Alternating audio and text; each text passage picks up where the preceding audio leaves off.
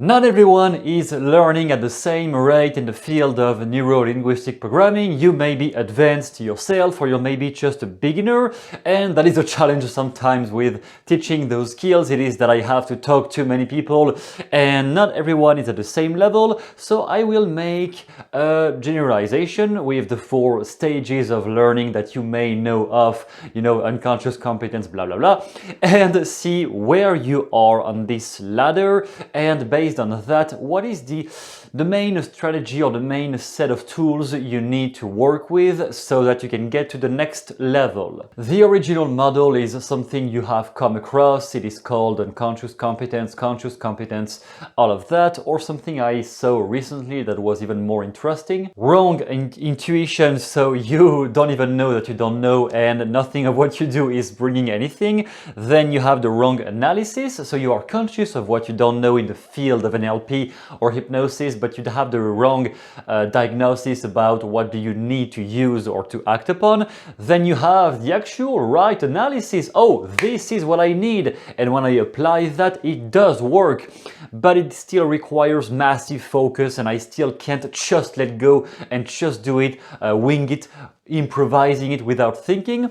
And then at some point you have the right intuition, so the point where you don't even think anymore, everything is automated. And that is frustrating when you ask an expert who is at this level sometimes, because they presuppose you can understand at their level, which is not the case. Back when I was writing my first book covered hypnosis in real life, I wanted to figure out if I could translate those 4 stages to the field of communication skills, which was the topic of the book, communication skills for therapeutic purpose. And I ended up with the model I'm going to present here in this video. So for each of those levels, you can notice if you fit there or if you are already more advanced. And no matter where you are, we will see the main tool you can use to get to the next phase. The first initial phase that may have threat therefore to unconscious incompetence is if you have basically a brief overview of what the different models are. So you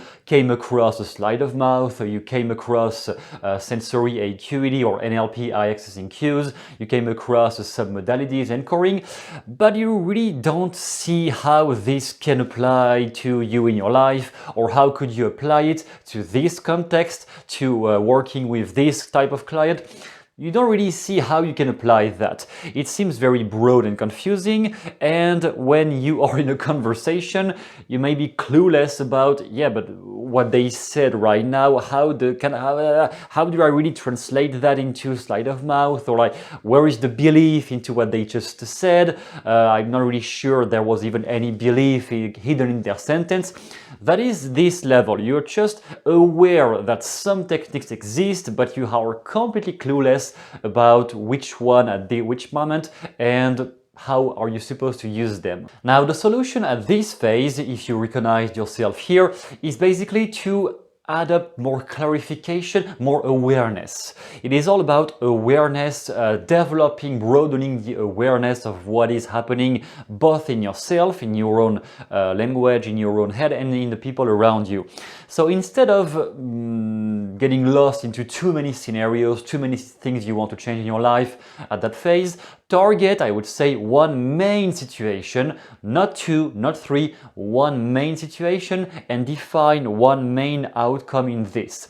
So if you had the desire to use NLP to improve your level in sales, to improve the help you can bring to that friend of yours who is struggling, and you want to become a coach, and you want to get a girlfriend, whoa, one thing, just one thing, one scenario, one context, and for that one context, one outcome. Simple. What is that one outcome you have for this context? Let's say you want to improve your level in sales. Only that. What is the one main outcome with clear numbers, people around you, new phase of life, whatever you are targeting? What is the main outcome? And based on that main outcome, what do you think are you really trying to communicate? If you are in sales, okay, let's take the one thing you are selling and the one type of people you are selling it to. Could you clarify exactly what you're trying to communicate? Or if it is in a dating context, what exactly are you trying to say? I like you, That's all. No, you have something deeper you want to say. Many people are just out of touch with what they want to communicate. So they think it is a problem of which language patterns to use, of which anchoring technique to use. You don't even know what you want to say. So at that level, it's not even about which technique to use yet. It is first of all about clarifying what is it that you want to communicate to the person in front of you. And on the reverse, that person you want to convince, to persuade, to influence, what are the main blockages that is preventing that person from believing into the thing you want them to believe, or to get into the emotional state you want to get them into. If it is about sales, you're never really selling the product. You are selling the emotions the person will have while using the product, whatever it is that you're selling. In that case, what blockage is preventing that person from experiencing right now the feelings he or she would be experiencing if they wanted to buy right now what you are selling. That is just a basic example. You can apply that to any field. It is just to give you the clarification, the awareness of where exactly are you, and when this becomes more clear in your mind, you will figure out the right techniques, the right books to read, which language pattern to use. That will become clear in your mind because you will have a better overview of what's happening right now in your situation. Next, we have level 2, stage 2, where, for example, you might be a therapist, a coach, and you can handle the first 20 minutes of a session, but past the 20 minutes, you're kind of clueless about now what? Now what's happening? So at this level, you may have started already to use a few techniques in your conversations. Maybe you have successfully helped clients, people around you. You have provided help to people to get a breakthrough about their life. Maybe you helped people to change their state in whatever shape or form, but you're not really sure of what you did, or what, from all the things you said, all the things you did, you might be unsure about what specifically was it that made them get that reaction, that result, and you may have trouble to replicate. Maybe it seems still out of luck. Maybe you've had some successes, yeah, at this point, but it seems to be out of luck and something you can't really reproduce because you're not really clear about what is it that I did that worked. At that phase, if I base on my own experience, what helped me was to break down what I was doing in several phases, or let's say to clarify what are the natural phases that always happen when I am in a conversation. I had done that and realized that whatever conversation I was having, a therapeutic one, a dating one, related, that I was having, it was always the same thing. Intuitively, I was spending the first 45 minutes of that conversation only building a rapport. Not really something I decided consciously, it just happened that way. You don't have to replicate that, it was just my case. But clarify for you what is happening. So in my case, I was building a rapport for the first, let's say, 45 minutes, and then I was getting into eliciting positive states, eliciting more joyful positive states just after this. It was basically the two main things I was doing. At this phase, you need to clarify, to break down what is it that you keep doing all the time, because we need to look at the structure of your conversation, whether you think you control it or not. There is an implied pattern that is happening every time you communicate. You may be unaware of it, but it is there. Everyone around you, human beings, all have favorite set of patterns of sequences they go through during their communication, or they have certain ways of communicating, and you need to clarify in yourself when you communicate what's happening. What do you pay attention to? What is the first thing you tend to do with somebody you want to make change? What is the second thing you do? What is the third thing you do? And based on that sequence, where is the problem? What is it that you're not doing well enough or not doing at all? And based on that, look for new techniques, other strategies that may make you improve. Next, at stage 3, where things become more interesting, that is a level where I would say most therapists, coaches you encounter around you, usually they are at this phase, at least the competent ones. And there are many bullshitters out there, but the competent ones, they are at that phase, and very few people go past at stage 4. But first of all, stage 3, level 3 is where you arrived at the point where you can pretty thoroughly use all those techniques, anchoring, submodalities, a bit of sleight of mouth. You can use that. You can use that and you can provide the change, or you can make somebody change their mind. The limit though at this phase is where you have trouble to use that in personal context. You may be able to use that in your professional life, but you may still have trouble to use that during, for example, an argument with a loved one, an argument with somebody close to you, or an argument that is triggering deeper feelings inside you. Those things may still not be handled at all, and you may still struggle to handle a confrontation or just a basic discussion where your emotions are being triggered and you still kind of lose your trail of thoughts. It is still not clear on those examples. But let's say professional context, okay, you start getting your personal toolbox, you start having a few techniques or a few language patterns maybe you can use pretty easily. You have a set of phrases or a set of linguistic loops, or like the double bind or the consequence pattern, whatever is your favorite tool. You start getting to use that more and more efficiently, and it's getting more automatic. You have to think less and less in a specific context. It can be your job, it can be work, it can be with your clients in a coaching session. In this specific scenario, it starts to be okay, but also you may still suffer from the imposter syndrome of, yeah, I can do those things, but I am not like Bandler, I am not like Tony Robbins, I am not like...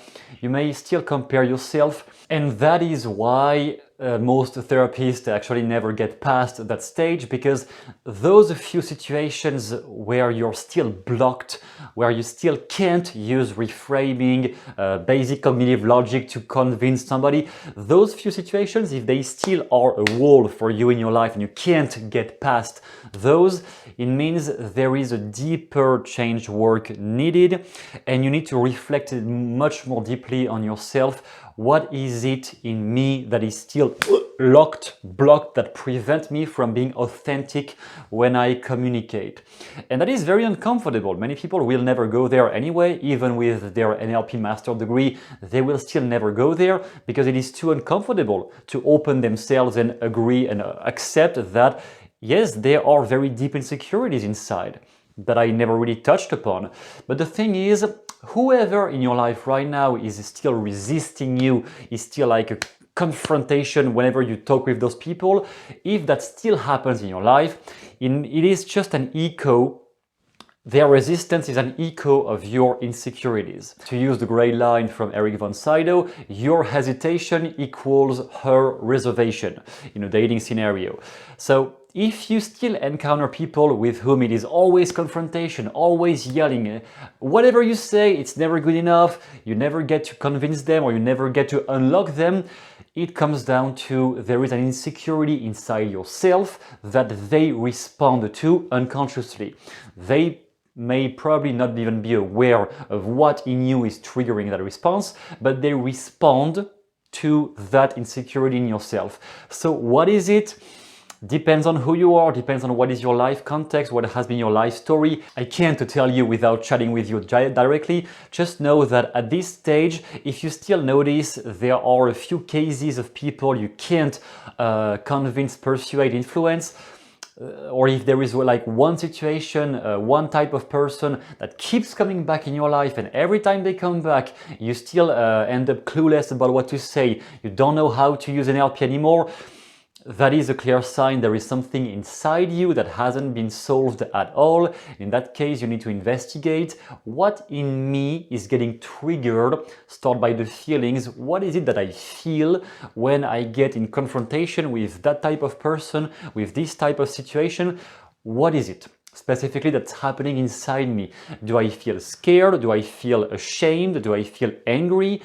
In that case, why? Why do I feel angry? Because that person reminds you of what in your life. And from there you can shape, through maybe some hypnosis, more, handling and solving and healing all those insecurities up to the point where you are not getting triggered anymore. And the final phase at which real masters are is where everything becomes so automatic that you don't even know anymore how you do it, but you just say one thing and people say yes.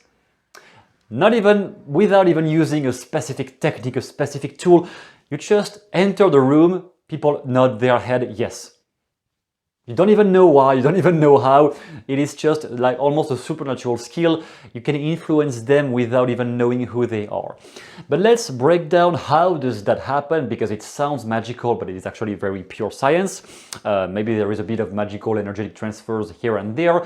But even just from the scientific perspective, we can call that hyperesthesia. Richard Bandler was referring to this in the book Time for a Change. Page 140, around that page, he was describing the hyperesthesia phenomenon, where it is described in the medical field as something negative, but into the realm of NLP, it was about heightening, strengthening the senses up to the point where you are more aware of everything that is happening around you.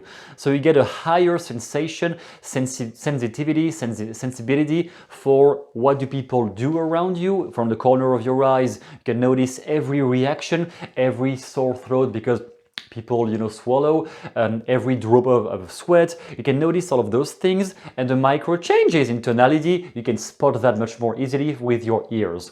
All those subtle cues that will develop your intuition for, I need to say this to that person, this to this person, that person feels insecure, so let's lower myself to not make them triggered. That person feels lazy, so I have to push them to make them go, oh, well alive.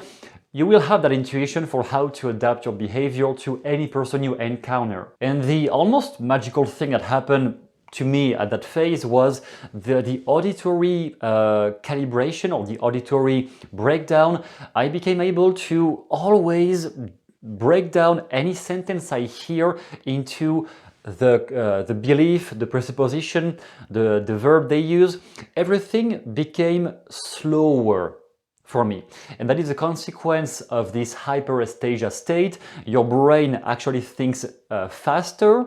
So like people, when they have a car accident, they think it happened in like 10 minutes, whereas it happened in like 1 second. But because the brain into a danger thinks faster, and you feel like people are moving slower around you.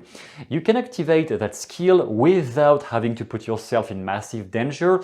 It will be accelerated by going through some deep trance phenomenon, and you will have a better acuity of what, when people say whatever phrase, you will notice what is the implied belief behind that. And you can address with your language that hidden belief, which means you will cancel a lot of negativity, a lot of aggressiveness, a lot of fake assumptions, because you will hear from the get-go, what do people say that they don't say? What are the implied presuppositions hidden behind people's language when they argue with you, when they resist, when they say no, you're wrong, when they don't want to change something about themselves, whereas you know they need to change because they have been asking you for help, but now they're like, yes, but I can't because blah blah blah.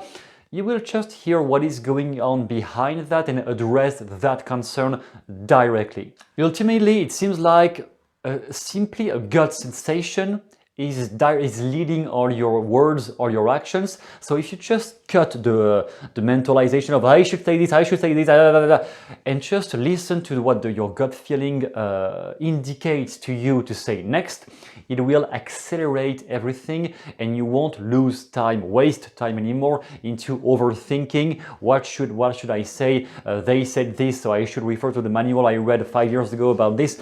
No. Just what does your intuition says? You say this, boom, they react, you react back. 20 minutes later, the session is over. because you are going fully unconscious at this phase. So you can get to this phase faster if you go more thoroughly in deep trance by identifying to some role models.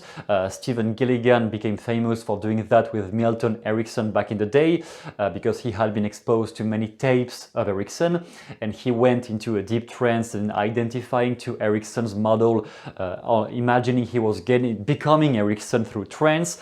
And those kind of trances activate a lot of unconscious resources that will make you improve your level once you get into the next the same situation again next time. If you enjoyed that, you can learn more into the description. There are 2 manuals you can download immediately. One about the fundamentals of neuro-linguistic programming that will teach you all the things to know about anchoring, self-confidence linked with NLP, and how to handle a therapy session if it is your job, and also the whole persuasion thing.